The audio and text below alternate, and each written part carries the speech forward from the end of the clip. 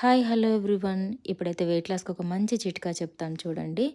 బౌల్లోకి ఒక గ్లాసుడు బియ్యం వేసుకున్నారనుకోండి, దానికి ఈక్వల్గా ఈ క్వినోవా వేసుకోండి. ఇప్పుడైతే క్వినోవా అంతటా అవైలబుల్లో ఉంది కాబట్టి చాలా ఈజీగా దొరికేస్తుంది. సో ఈ క్వినోవాని మన డైట్లో భాగంగా చేసుకోవడం వల్ల చాలా హెల్త్ బెనిఫిట్స్ ఉన్నాయి. ముఖ్యంగా వెయిట్ లాస్ అవ్వాలనుకునే వాళ్ళకు మాత్రం మంచి రీప్లేస్మెంట్ అనమాట. మొత్తంగా ఒక్కసారి క్వినోవాని తినాలంటే చిన్నవాళ్ళకైనా పెద్దవాళ్ళకైనా అలవాటు అవ్వదు, తినాలనిపించదు.